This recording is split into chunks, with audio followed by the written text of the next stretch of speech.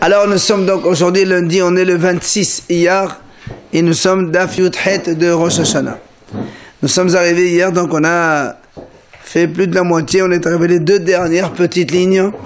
Tano Rabbanan, on avait parlé bien sûr que la différence entre Gzardin avec serment, donc décret céleste avec un serment et sans serment. Et on avait rapporté que Hachem il avait juré aux descendants de Eli comme quoi ils mourront jeunes leur aleno. Et après on a expliqué qu'il y avait Abaye et Rabba, que Rabba il a étudié la Torah et donc il a pu vivre 40 ans, donc plus 20 ans. Et Abaye qui a étudié la Torah, il a fait Gemilut Hasadim, il a vécu 60 ans. Alors les deux dernières petites lignes. Tano Rabbanan, Chachamim enseignent, Mishpacha Achat Haïta B'Yerushalayim. Il y avait une famille à Yerushalayim, Shehayu Meteha Metin Bnei Haishana. Donc dans cette famille-là, les membres de la famille mouraient à 18 ans. On est parti donc informer Rabban Yochanan ben Zakkai, ce drame-là qu'il y a dans cette famille. Alors il leur a dit, mais alors peut-être que vous descendez de la famille de Eli.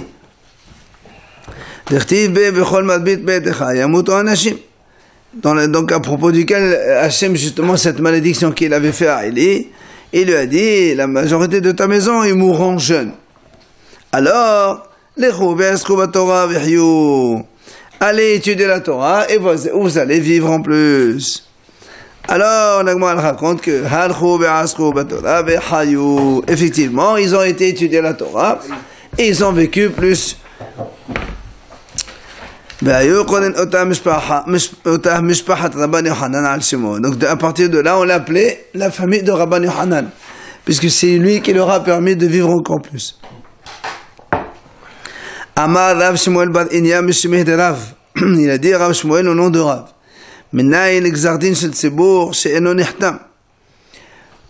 Alors, il a dit d'où on sait qu'un Gzardin, c'est-à-dire une décision du tribunal céleste, donc, qui concerne Tzibour, une collectivité, il n'est pas scellé. On m'a dit comment? Il dit comment tu dis qu'il n'est pas scellé? Voilà le passage qui dit ton péché, Hachem il parle à la communauté d'Israël, il dit voilà ton péché, il a laissé une trace, une tache devant moi, donc ça veut dire il y a toujours la trace, donc c'est scellé. Comment tu dis qu'il n'est pas scellé? Non, l'autre c'est Nihtam. Nihtam lashon hatima. Ici Nihtam c'est ketem, une tache, c'est-à-dire que le péché il laisse une trace. Et là, l'agma dit non,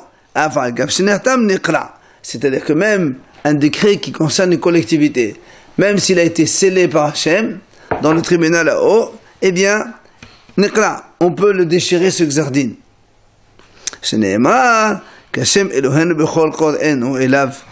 Comme le passage dit, mais donc qui c'est qui est comme Hachem notre Dieu, c'est-à-dire à chaque fois qu'on l'appelle, ben, il est là donc pour nous répondre.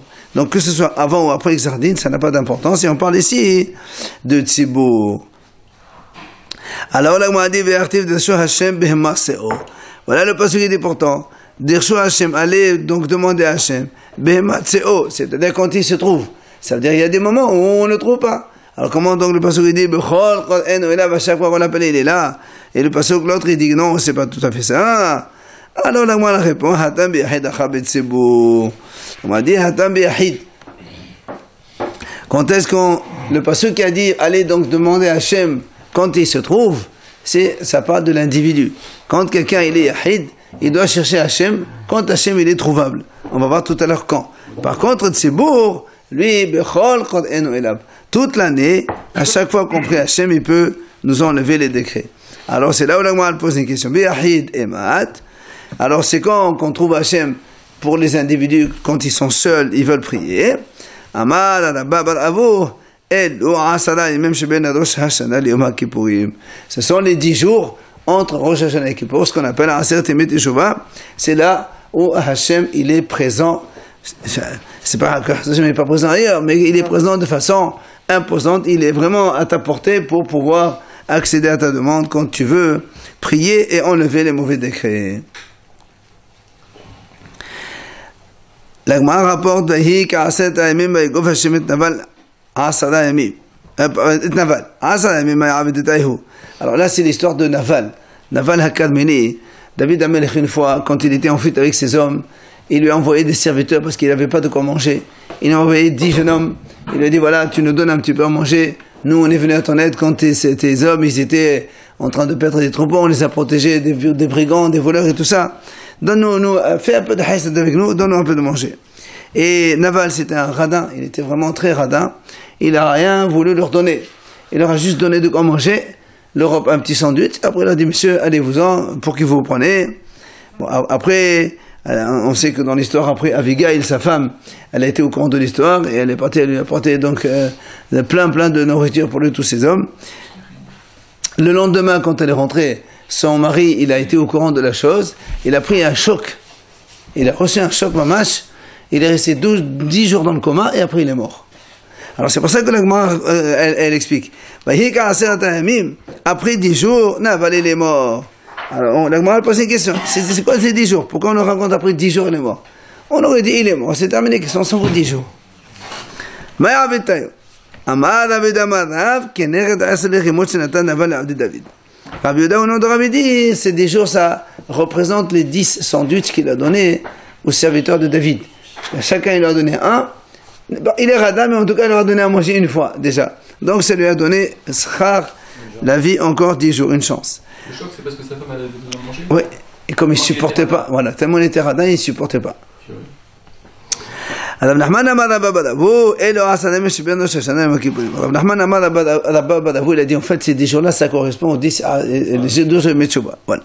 À cette Metchouba, entre Rosh Hashanah et Kippour, Hachem, il attendait qu'il fasse Teshuvah. Mais il n'a pas fait Teshuvah et du coup, donc, il est mort. On arrive maintenant à la dernière idée de la Mishnah. Berosh Hashanah kol ba'er olam ovrin lefana ou kivne meron. Alors, on a dit qu'à Rosh Hashanah, parce qu'on a dit dans la Mishnah qu'à 4 époques de l'année, Hachem juge leur olam. On a dit à Pessah sur le céréal, à Shavuot sur les fruits de l'arbre, à Sukkot sur l'eau. Et Rosh Hashanah, c'est tous les humains, les êtres humains qui passent devant Hachem, Kivne Meron. Alors la Gemara dit, Maï Kivne Meron, qu'est-ce que c'est ce mot Kivne Meron? Ça veut dire quoi? La Gemara répond, Hacha, on parle ici à Bavel, Tadgemo Kivne Emrana. Il dit, ici, on a expliqué ce mot-là, Maron, c'est comme Emrana en araméen. Emrana en araméen, c'est comme des moutons. C'est quoi les moutons? C'est-à-dire, il dit, c'est comme quand on fait le maaser des animaux. On les met tous dans un enclos et on laisse un petit portail, de quoi laisser passer seulement un animal, d'accord? Et après on fait le maaser. Là il dit la même chose devant Hachem, on passera pareil. Chacun tout seul. Chacun individuellement, il sera jugé donc à Rosh Hashanah. Non, pas pour nous, c'est pas pour le maaser. C'est juste l'image qu'on donne. C'est juste l'image qu'on donne à nous, les humains, comment on est jugés devant Hachem. Ne crois pas en troupe comme ça. Chacun un après l'autre, tout seul. Reish Lakish Amar Kema'alot Bet Maron. Reish Lakish, il a dit, il a donné une autre image, mais ça veut dire la même chose en fait. C'est comme il y avait une sorte de, comme un pont ou une route serrée, de quoi laisser passer un seul homme. De chaque côté, il y avait un ravin. Donc tu ne peux passer qu'un seul. Donc on peut pas, un derrière l'autre, on ne peut pas passer à deux. D'accord? Là aussi c'est pareil. Toujours un après l'autre. Rabbi Yehuda Amar Shemuel qui Hayalot Shel Bet David. Rabbi Yehuda on dit c'est comme les soldats de la famille de David. C'est-à-dire que quand David Amelech il allait en guerre, il envoyait ses soldats. Là aussi les soldats on les comptait un à un. Combien ils sont partis? On compte pas comme ça en vrac. Un après l'autre ils sont comptés. C'est pour ça donc l'image qu'on donne pour le jugement de chacun le jour de Rosh Hashanah. Amar Rabba Bar Hana Amar Rabbi Yochanan. Il a dit bien que on passe un derrière l'autre, eh bien tous ils sont sondés, sont jugés en une seule seconde. Hachem il juge tout le monde évidemment, chacun selon ses actions. Amar Rav Nachman ben Ishaq. Il a dit Rav Nachman ben Ishaq, Afana namit anina, nous aussi on a étudié cela. Le pasuk il dit Hayoser yahad libam, hamivin kol ma'asehem. Hachem, Yotzer Yahad Libam. Il a créé tout le monde en même temps. Mais Hamevin Kol Ma'asim, il comprend l'action de chacun, l'intérieur de chacun, il le connaît. Alors, la Gemara dit, c'est quoi ce pasuk? C'est pour nous dire quoi ce pasuk?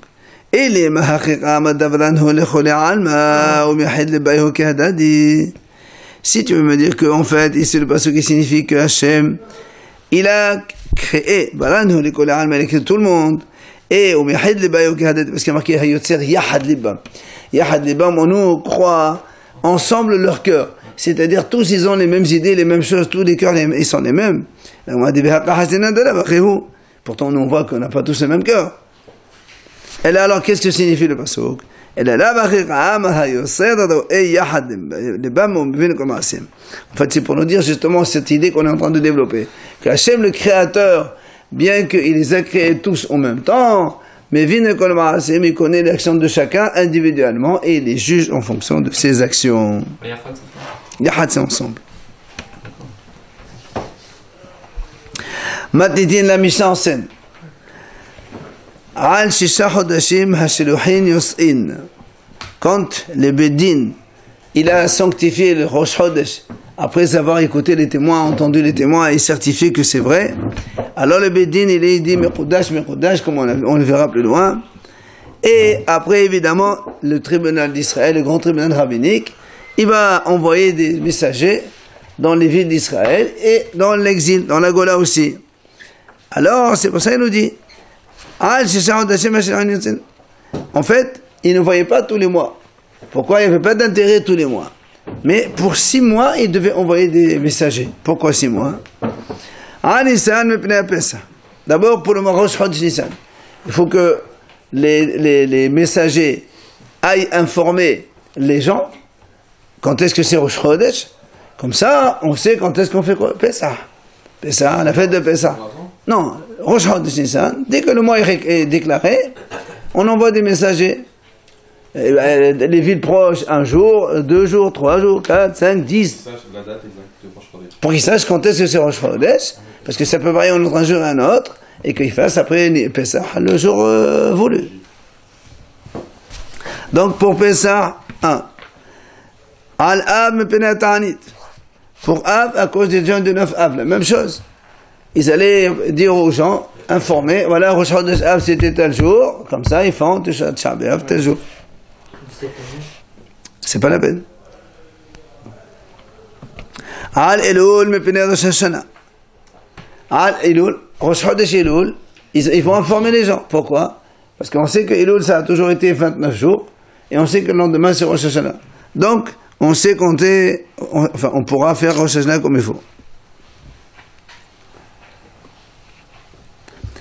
Al Tishri mepenat Takanat HaMoadot. Pour Tishri aussi, ils sortaient informer les gens, comme ça, Takanat HaMoadot.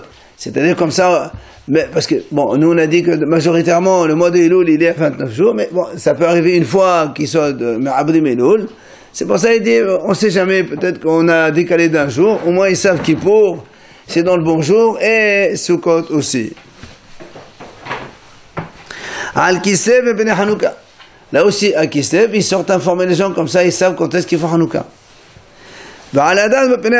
Et pour Adar aussi, à cause de Purim. Comme ça, les gens savent quand est-ce qu'ils font Purim, le 14 Adar. Donc les autres mois, c'est pas nécessaire. Tu n'as pas besoin d'informer les gens qu'ils fassent 1 jour ou 2 jours. Eh ben, c'est pas grave. Il n'y a rien, il n'y a aucune conséquence pratique après. Ils ne savent pas quand c'est tard, en fait. Hein? Comme Hanouka, comme comment ils ne savent pas? Par rapport à la lune, ils ne savent pas quand c'est tard. Au début, on sait pas. Ah non, un jour près, on ne peut pas savoir. Tu peux décaler d'1 jour, c'est ça qui est le problème. On n'a pas besoin, parce que quand tu sais Pessah, tu comptes 49 jours de Romer, on y est. C'est gamin. Le lendemain soir, tu fais le Romer, c'est 49 jours, le 50e, c'est Shavuot. Alors la Mishnah, elle termine. Et quand il y avait le Bet HaMikdash, eh bien, il sortait aussi pour le Rosh Chodesh Iyar. Comme ça, ceux qui n'ont pas pu apporter le Korban Pessah le 14 Nissan, ils se rattrapent Pessah Sheni. Pessah Sheni, c'est le 14 Iyar. Un petit Pessah, parce que c'est pas un Pessah pour tout Israël. Une petite minorité, vraiment très petite minorité. pouvez pas se fixer par rapport au Pessah, il compte un mois et ça y est. Le Par rapport à Pessah, il compte un mois et puis c'est pas la peine d'envoyer. Ah non, parce que c'est pas un mois, c'est le 14 Iyar. C'est pas un mois. Alors Le 14 Iyar, ça dépend de la lune. Ça peut être un mois, ça peut être 31 jours, 30 ou 29, on peut pas savoir. C'est entre Pessah et Shavuot. Et non, Shavuot, ça dépend pas de la lune. Je suis l'Omer. À l'époque du Beth Amikdash, Shavuot, ça dépend pas de la lune. Ça peut tomber le 6, le 7. D'accord, voilà donc les 6 mois pour lesquels on envoyait les messages pour informer tout Israël, toutes les villes d'Israël et ailleurs, donc de la sanctification de Rosh Chodesh afin qu'ils sachent comment faire par la suite. Alors la Gemara pose une question. Pourquoi ils ne sortent pas à Tammuz et à Tevet aussi? Pourquoi Tammuz et Tevet? La Gemara dit parce que de Amar Rab Hana bat Bizna Amar Rabbi Shimon Hassida. Il a enseigné Rab Hana bat Bizna au nom de Rabbi Shimon Hassida. Maïdirtif, c'est quoi le pasuk qui dit Ko Amar Hashem Sevaot. Voilà, Hashem il a dit Tzom HaRevi'i Tzom HaChamishi Tzom HaShevi'i Tzom HaAsiri Yehiye Levet Yehuda L'Esasson de Simcha. Donc le 4e jeûne, le 5e, 7e et 10e, ils vont se transformer par la suite en joie. Alors il dit comment d'un côté il dit ce sont des jeûnes, après il dit c'est des jours de joie. Comment c'est ça? Il dit c'est facile. Bezman chez Shalom, c'est-à-dire quand il y a le Beth Amikdash et que le Béni Israël ont la domination, ces jours-là, c'est pas des jours de jeûne. Alors, avant de continuer, quand on dit Harevei Hamishi Shivei Aseri, on va voir tout à l'heure deux interprétations différentes, mais ce qu'on a communément admis, le 4e c'est le 4e mois, Nissan, Iyar, c'est 20 Tammuz, Tammuz c'est 17 Tammuz, le 5e c'est Av, 9 Av, le 7e c'est Tishri, le 3 Tishri Som Gedalia, et le 10e c'est Tevet, Asara Betevet, c'est le 10e mois. Donc ça c'est la compréhension commune. On verra tout à l'heure la différence. Quoi qu'il en soit, la Gemara pose des questions. Comment d'un côté tu dis ce sont des jours de jeûne, et d'un autre côté tu dis que c'est des jours de Sasson Vissimcha, il dit il n'y a pas de problème. Bisman chez Shalom, quand il y a la paix, quand il y a le Beth Amikdash, les ministres sont dominateurs dans leur terre, ce sera des jours de joie. En Shalom, si maintenant il n'y a pas le Shalom, il n'y a pas la paix en Israël, et donc c'est les Goïms qui dominent et qui n'ont pas le Beth Amikdash, ça sera donc un jour de jeûne. C'est quoi la question? Tu vois bien que ici, on a des jours aussi qu'ils doivent jeûner et que les bénis Israël doivent savoir. Pourquoi on le renvoie? Non, d'abord on répond à la question.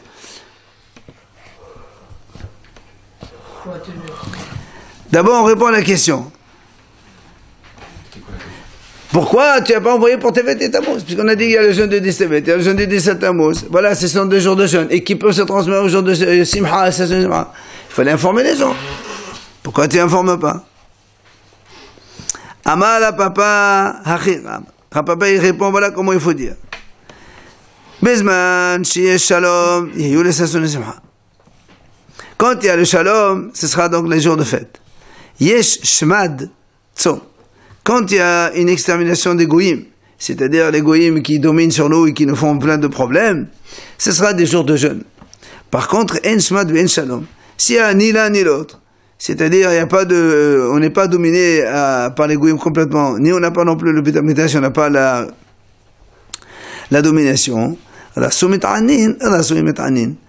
S'ils veulent jeûner, ils jeûnent. S'ils veulent pas, ils jeûnent pas. Donc les jeûnes qu'on a cités maintenant, c'est pas des jeûnes obligatoires, selon Rapapa. Alors là, on m'a dit, alors dans ces cas-là, le 9 Av aussi, c'est la même chose. Pourtant, on sait très bien que le 9 Av, c'est quand même le plus important, et c'est beaucoup plus important que les 3 autres. Amar la papa, il a dit, tu as raison. Shani Tisha B'Av, ou il pas le Bossarot. Il a dit, 9 Av, c'est différent, parce qu'il y a beaucoup de Sarot, il y a eu, donc ce jour-là. D'ailleurs, donc, elle rappelle maintenant ce qu'on sait déjà. De Amar mort, comme il a dit mort. B'Tisha B'Av, le 9 Av, il y a eu plusieurs événements donc tristes. Premièrement, Harav Abayit Badeshana Bashina, le Beth Amikdash a été détruit, le premier ainsi que le second, ça en fait 2. Benekeda Beter, la ville de Beter elle a été conquise, aussi c'était le 9 Av, 52 ans après la destruction du Beth Amikdash. Beter Non, pourquoi Chéni? Je crois que tu as raison, c'est le deuxième, ouais. Beter, c'est le deuxième Beth Amikdash, si je ne me trompe pas. Je crois que c'est le deuxième. Enfin, et on a labouré carrément la ville de Yerushalayim. C'est-à-dire donc, non seulement les goïms ont détruit le Beth Amikdash, mais en plus ils ont voulu tout raser, faire en sorte que Yerushalayim devienne comme un terrain, un champ. Et donc, c'est pour ça que 9 Av, c'est particulier, et c'est pour ça que le 9 Av, c'est un mois dans lequel les messagers ils vont informer les autres, ce qui n'est pas le cas des autres jeunes. Tania Amar Rabbi Shimon. La Bretagne nous ramène ici un enseignement que Rabbi Shimon disait Al-Ba'a Devarim Haya Rabbi Akiva Doresh Va'ani En Doresh Kimoto. Rabbi Shimon dit voilà, il y avait 4 choses que Rabbi Akiva expliquait, mais que moi je n'expliquais pas comme lui, je ne suis pas d'accord avec lui. C'est quoi? Il dit Tzoma Rabbi Aizet Sha'a Betamuz Shebo Hofka'a Ha'ir Shne'emar בתשעה לחודש, בחודש הרביעי בתשעה לחודש ויחזק על העם בעיר ולא ילך מן העם, אז ותבקע העיר. Alors il dit, le pasteur qui a dit le 4e jeûne, c'est pour, donc ça c'est ce que Rabbi Akiva il est d'Oresh, il dit comme ça, le 4e, c'est quoi le jeûne 4e? C'est le 9 Tammuz. C'est quoi le 9 Tammuz? C'est le jour où la muraille de Yerushalayim a été fondue. Alors nous on jeûne le 17 Tammuz. Parce que le deuxième Beth Amikdash, la muraille, elle a été fondue le 17 Tammuz. Dans le premier, c'était le 9 Tammuz. On ne peut pas faire 2 jours, c'est pas possible pour nous. Chez les Mâles, comme il est dit dans le passage, le 9 du mois. Donc la famine faisait rage à Yerushalayim. Donc du coup, les gens n'avaient pas de quoi manger, ils n'en pouvaient plus.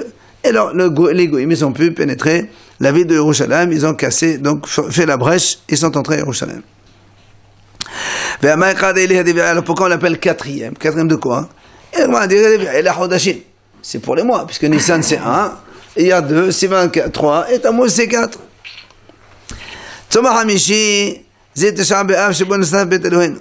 Le 5e jeûne, ça c'est toujours Rabbi Akiva qui explique, d'accord?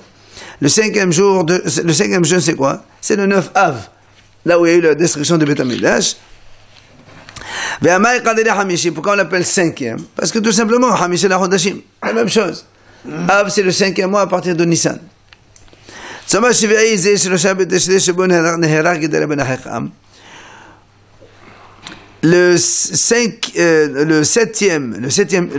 jeûne du 7e, c'est quoi?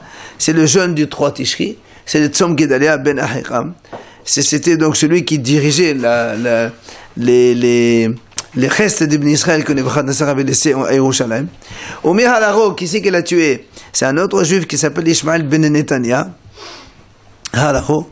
Alors, la m'a dit, et alors s'il a été tué, alors que nous on va jeûner pour tous les morts d'Israël? Non. De la métrage, Shechola, Mitatan, Shel Sadiqim, Kesnefat Bet Elohenu. Que la mort d'un tzaddik, elle équivaut comme si que c'était le Beth Amikdash qui a été détruit. Donc c'est pour ça qu'on a fait un jeûne pour lui, Gedalia ben Ahiram, qui était un grand tzaddik à l'époque. Oui, mais lui, c'est parce qu'à cause de lui, Nebuchadnezzar, il a rasé tout, il a enlevé tous les juifs de là-bas. Il n'y avait plus de juifs en Israël. Après sa mort. Pourquoi on l'appelle Shivei? Là aussi, Shivei la Hodashim, comme on l'a dit, donc 7e mois, après Nissan. Enfin, le dernier, Som Ha'aseri, le 10e jour de jeûne. C'est pas le 10e jour, c'est le jeûne du 10e. C'est le 10 Tevet. Mais c'est le Tevet qui est le 10e. Shebo Samar Melech Babel al Yerushalayim, c'est donc le jour où le roi de Babel, Nebuchadnezzar, il a fait le siège contre la ville de Yerushalayim, c'était le 10 Tevet. C'est pour ça qu'on jeûne le 10 Tevet. Shneemar, Wahi Devar Adonai Elai Bashana Hateshe'it, Bahodesh Ha'aseri Ba'asol Hodesh. Comme c'est marqué dans le prophète, là-bas il dit le 10e mois.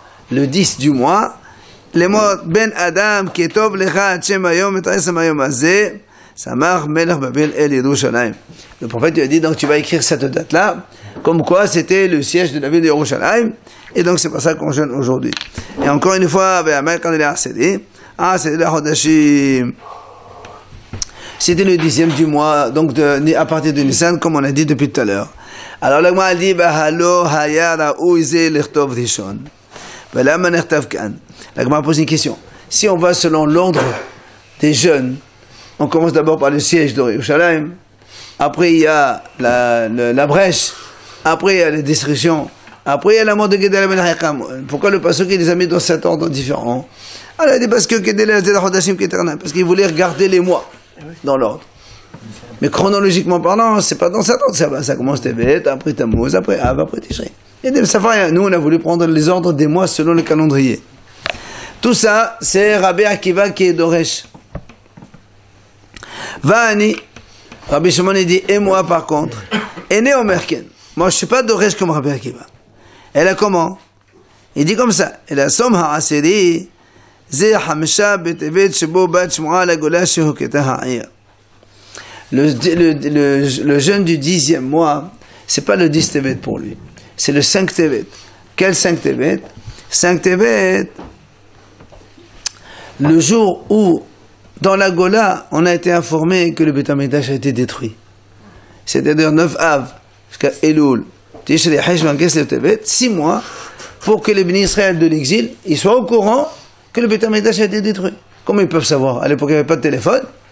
Ceux qui habitaient à Babel, ou ailleurs, comment ils peuvent savoir que le Beit HaMikdash a été détruit? Jusqu'à ce que les exilés, ils ont eu le temps d'aller voyager, d'aller jusque là-bas. Et on a informé comme quoi. Et pour lui, ça, c'était un jour de jeûne. Donc, selon lui, selon Rabbi Shimon, l'ordre, maintenant, il est bon. C'est-à-dire, c'est pas le 10 Tevet, le siège de Yerushalayim. Quand le Passouk, il a commencé, d'abord Tammuz, après Av, après Tishrei, et après Tevet. Ça va dans l'ordre. C'est pas dans l'ordre des mois, c'est dans l'ordre chronologique du temps. Vous avez compris? Rabbi Akiva qui a dit que le 10 Tevet, c'est le jeûne du 10, ça représente le siège de Yerushalayim. Le siège de Yerushalayim, il a commencé avant le 17 Tammuz. Et nous, on a dit comment ça se fait que Rabbi Akiva, dans le Passouk, le 10 Tevet, il est en dernier, parce qu'il voulait mettre les mois dans l'ordre. Et Rabbi Shimon dit non, moi je mets les événements dans l'ordre, même si ça correspond les mois dans l'ordre aussi, mais les événements, ils sont dans l'ordre. Et lui, pour lui, le jeûne de Tevet, c'est pas le jeûne de 10 Tevet, le siège de Yerushalayim, qui est donc avant Tammuz et avant Av. C'est pas ça. Selon Rabbi Shimon, le Tevet, c'est le jeûne du 5 Tevet, qu'on jeûne le jour où les bénis Israël ont été informés que le Beit HaMikdash a été détruit. Donc c'est dans la chronologie des faits, ça marche très bien. On est dans le temps. Et là, pendant le Beit HaMikdash, il y avait des juifs à Babel? Certainement. Certainement, il y avait des juifs dans la Gola. Ok, d'accord. Ils venaient pour faire ça, tout ça, pour faire obligatoirement. C'est une obligation de venir à Yerushalayim pour le temps. On ne peut pas savoir. On ne peut pas savoir. Non, pas 6 mois. Non, entre 1, 2, 3 semaines maxi. Je pense que c'est marqué là-bas pourquoi on fait la bracha de la pluie à Heshvan, le 7 Heshvan, pour laisser le temps maximum au béni Israël de rentrer. C'est-à-dire 14 jours maximum. Ils ont su 6 mois après seulement? Oui. Et pourtant il y en a qui allaient faire des corbanotes et tout ça, non? En bateau, ils partaient, non? Oui, mais ceux qui venaient, pas de problème. Après ceux qui rentrent, il fallait retourner pour informer. Allez, je termine. Ils n'avaient pas un bateau de Babel? Bah, je sais pas si c'est en bateau, mais en tout cas, ils peuvent aller aussi à cheval. En chameau, ils allaient faire. Chameau, les ânes, c'était pour ça le voyage. Il n'y a pas besoin de bateau pour aller jusqu'à Babel.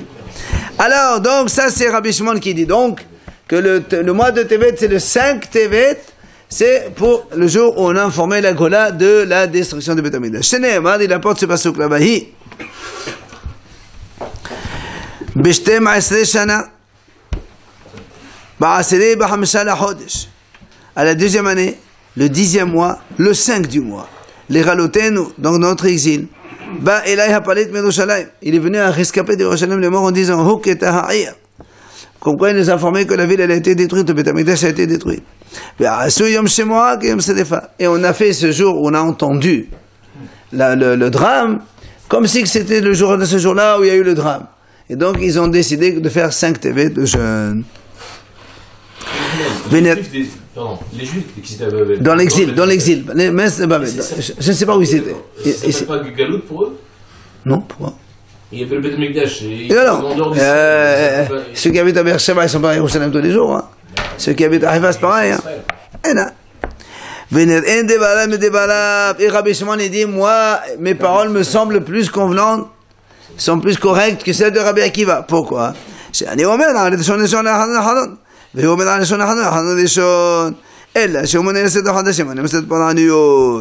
Donc Rabbi Shimon dit, la différence entre lui et moi, c'est que lui, il a inversé l'ordre de la chronologie, bien qu'il a conservé l'ordre des mois, mais moi, j'ai gardé l'ordre de la chronologie des temps, et aussi l'ordre des mois, et ça marche très bien. C'est pour ça qu'il dit, Rabbi Shimon, moi, il me semble, les paroles à moi, ils sont plus correctes. Etmar Rav Rabbi Hanina Amri Batla Michelat Ta'anit Rabbi Hanan Rabbi Shimon Rabbi Yoshua ben Levi Amri Lo Batla Michelat Ta'anit. Alors, c'est quoi Michelat Ta'anit? Il y a eu à l'époque plusieurs événements dans lesquels les bénis Israël étaient dans des moments de détresse. Et quand ils ont été sauvés de là, eh bien ils ont décidé de faire une fête. Et pas seulement une fête, ils ont décidé ce jour-là, par exemple, on n'a pas le droit de faire des deuils, on n'a pas le droit de jeûner. Prenez l'exemple tout simple de Hanouka et de Purim déjà. D'accord? Hanouka et Purim, c'est des jeunes Hachamim, ils l'ont institué. Ils ont dit voilà, ce jour-là, tu n'as pas le droit de jeûner. Ni à Hanouka, ni à Purim. Tu n'as pas le droit de faire des oraisons funèbres, etc. Et donc il y avait une Michelat Ta'anit comme ça, qui avait un certain nombre de dates, qui correspondent, là-bas dans Ta'anit, on le verra, qui correspondaient à un certain nombre de joies que les bénis Israël ont eu de par leur aventure avec les ennemis. Et donc c'était ce qu'on appelle Michelat Ta'anit, dans lesquels on voyait ces jours-là où on devait faire donc Yom Tov, et on ne devait pas donc jeûner ni faire des Hespédim. Seulement, Rav et Rabbi Hanan a dit, depuis que le Beit HaMikdash a été détruit, maintenant ça sert à rien, il n'y a plus rien, on ne peut plus faire ça. Alors que Rabbi Hanan et Rabbi Shimon ben Levi Amri, là, même si le Beit HaMikdash a été détruit, on continue à faire encore la Michelat Ta'anit. Alors, et chacun il explique. Rav et Rabbi Hanan Amri Michelat Ta'anit, pourquoi il dit que c'est Batel? Il dit parce que Hachiram, Bezman Shei Shalom Yosef Simcha, En Shalom, Sol. Il a dit tout simplement, comme c'est marqué là-bas. Il est marqué, quand on a dit là-bas, quand il y avait la paix, il y avait le Beit HaMikdash, ces dates-là, c'était des jours de fête. Et quand, maintenant, il n'y a plus de Beit HaMikdash, ça devient des jeûnes. Et les autres aussi, c'est-à-dire les autres jours qui ont été fixés dans Michelat Ta'anit, qui en est comme cela. C'est-à-dire quand il y a le Beit HaMikdash, on les faisait. Quand on dit pas de Beit HaMikdash, on ne les fait plus. D'accord? C'est pour ça que d'autres dates, on ne les a pas aujourd'hui, on ne fait pas attention. On les verra les dates dans Ta'anit. Maintenant, Rabbi Hanan, Rabbi Yoshua ben Levi Amri, la bat la Michelat Ta'anit. הנהוד את עלינו לחמנה בית המקדש, אבל הנח כתקיימי קיימי. Rabbi Hanan et Rabbi Yoshua ben Levi disent non, la Michelat Ta'anit, elle n'est pas bétela, elle n'est pas annulée, elle continue encore aujourd'hui. Alors comment il explique par rapport à cela? Il te dit non, cela, c'est marqué clairement que les Hachamim les ont fait dépendre du Beit HaMikdash. Quand il y a le Beit HaMikdash, on faisait la fête, quand il y a le Beit HaMikdash, c'est un jour de jeûne. Mais Michelat Ta'anit, les Hachamim n'ont pas fait dépendre de ça de Beit HaMikdash. Donc c'est pour ça que les autres, comme maintenant il n'y a pas de Beit HaMikdash, donc elles ont les autres, c'est-à-dire au lieu d'avoir des fêtes, on a des jeûnes, mais ce qui les autres dates de la Michelat Ta'anit, cela n'a rien à voir avec cela, et donc ils aujourd'hui ils n'ont plus cours.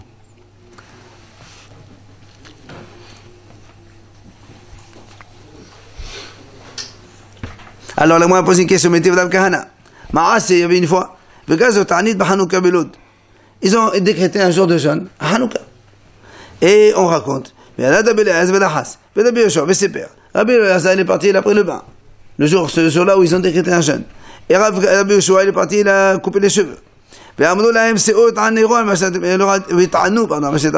a dit, Rabbi Eliezer, Rabbi Yoshua, ils ont dit aux bénis Israël, vous qui avez jeûné aujourd'hui à Hanouka, vous devez jeûner après Hanouka parce que vous avez jeûné. Vous avez commis un péché. Donc tu vois bien que la Hanouka, donc le Michelat Ta'anit,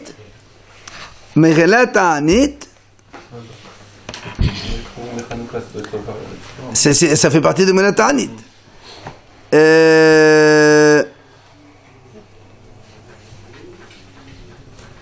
Donc tu vois bien que Megillat Ta'anit, elle est bétela, elle n'est plus.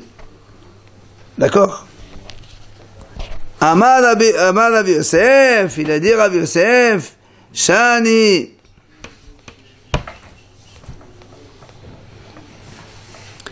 Hanouka de mitzvah. Il dit non, c'est différent Hanouka. Alors 2 secondes, je vois ce qu'il a dit. Est-ce que... Ah, non. Quand on a dit qu'ils les ont punis parce qu'ils ont jeûné Hanouka, ça veut dire que Megillat Ta'anit, le bat là, évidemment, puisque Hanouka, ça fait partie de la liste des Megillat Ta'anit. Alors, les Rav Yosef, il a dit non, Hanouka c'est différent, c'est une mitzvah, l'almas généraux, et tout ça, c'est un peu à part. Alors, Malé Abaye, alors, il dit maintenant, si tu dis que c'est batel, enlève les nérotes Hanouka, on enlève tout. Maintenant, s'il n'y a plus rien. Si tu dis que Megillat Ta'anit bat là, il faut tout enlever. Pourquoi on garde ça encore? Et là, Rav Yosef, Shani Hanouka, dit Mefasim Nissa. Il dit non, parce que Hanouka, il y a personne Nissa. Comme il faut publier le miracle, c'est un petit peu à part. Mais ça veut dire que donc, il conçoit que la Megillat Ta'anit des autres, ceux-là, ils sont bétélim. Alors que Hanouka, on la garde encore. À cause, donc, c'est un peu spécifique pour Hanouka. L'histoire, c'était à Hanouka. Pas pour